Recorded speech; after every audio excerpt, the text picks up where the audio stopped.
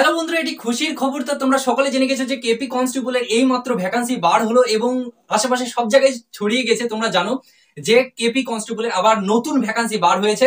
তা ভ্যাকান্সির কি পরিবর্তন হয়েছে না হয়েছে, কত ভ্যাকান্সি আছে, আমি সবটাই বলবো তোমাদেরকে। এবং একটি কথা, গুরুত্বপূর্ণ কথা আছে যেটা তোমরা একটু শুনো প্লিজ। আমি আগে বলে দিই এটাকে। দেখো, এখানে কেপি কনস্টেবল 2024-এ অ্যাপ্লিকেশন ডেটটাকে ভালো করে জেনে নাও। অ্যাপ্লিকেশন ডেট কিন্তু সামনে মাসের 1 তারিখ থেকে শুরু হবে, মনে থাকবে। মার্চ মাসের 1 তারিখ থেকে শুরু হবে এবং মার্চ মাসের 29 তারিখে কিন্তু শেষ ডেট অ্যাপ্লিকেশন করার। তারপরে দেখো, মেলদের ক্ষেত্রে তোমার 3464টা ভ্যাকান্সি মেলদের ক্ষেত্রে, এবং ফিমেলদের ক্ষেত্রে 270টা। এটা হচ্ছে মেন জিনিস, আগে জেনে নাও। 3464 এবং ফিমেলদের জন্য 270টা। সামনে মাস থেকে কিন্তু ফর্ম ফিল আপ শুরু হয়ে যাচ্ছে। এবার কথা হচ্ছে, যারা লাফালাফি করছিল যে আগে মাঠ হবে না আগে পরীক্ষা হবে না একটাই পরীক্ষা হবে, যারা লাফালাফি করছিল পেটে কিছু খাবার খেয়ে তাড়াতাড়ি মাঠে চলে যাও, খাবার খাওয়ার পরে রান হয়? কোনো দিকে কান দিও না।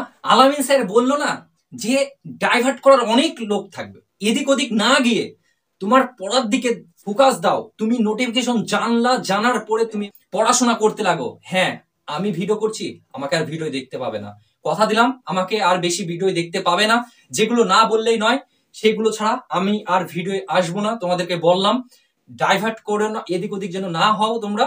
তোমাদের মূল ফোকাস যেদিকে সেদিকে যেন থাকে, আর এদিক ওদিক যেন না যাই। এদিক ওদিক যাচ্ছে ছেলেপিলি, এদিক ওদিক নিয়ে যাচ্ছে অনেকে, সেটাকেই আমি কিন্তু বাস্তবটাকে তুলে ধরেছিলাম। তার জন্য কিন্তু অনেক আমাকে গালাগালি শুনতে হয়েছে। যাই হোক, আমি ওর দিকে যাচ্ছি না ভাই। আমি বললাম না, নোটিফিকেশন আসলেই ঠিক বোঝা যাবে। তা এখানে আগে মাঠ বা আগে পরীক্ষা কোনো ব্যাপার না, আগে যে নিয়ম ছিল ঠিক সেই নিয়মেই কিন্তু হবে পরীক্ষাগুলো। আগের নিয়মগুলোই কিন্তু ফলো করছে। ভ্যাকান্সি কত আসলো এবং কত তারিখ থেকে তোমার ফর্ম ফিল আপ শুরু হলো সেটা তোমরা জেনে যাও। যাওয়ার পর ফর্মটা ভালো করে ফিল আপ করে নেবে, কোনো যেন প্রবলেম না হয়। ফুল দমে পড়া স্টার্ট করে দাও, কোনো দিকে যেও না। আমি তোমাকে বারবার বলি যে আমার ভিডিও তুমি দেখো না, আমি তো বলি আমার ভিডিও তুমি দেখো না ভাই, কিন্তু অন্যদিকে যেও না, অন্যদিকে যেও না, খুব কষ্ট পাবে। নিজের পড়ার দিকে ধ্যান দাও, অন্যদিকে ডাইভার্ট হয়েও না। সত্যি কথা বলছি, গুটি কয়েক চ্যানেল ফলো করো যেগুলো একদম জেনুইন খবর দেয়, সেই সব চ্যানেলগুলোকে ফলো করো। তারপরে নিজের পড়াটার দিকে ফোকাস দাও। এদিক ওদিক গিয়ে কোনো লাভ নেই, কোনো লাভ নেই। বোঝা গেল তো? আইলা টাইফুন মাইফুন করে কোনো কাজ নেই। তুমি নিজের দিকে ধ্যান দাও, নিজের ভেতরে ঝড় তুলো। পড়া এবার করতে হবে এবং এটা শেষ লড়াই, আমাকে চাকরি নিতেই হবে। এই ঝড়টা নিজের ভেতরে তুলো। বোঝা গেল তো?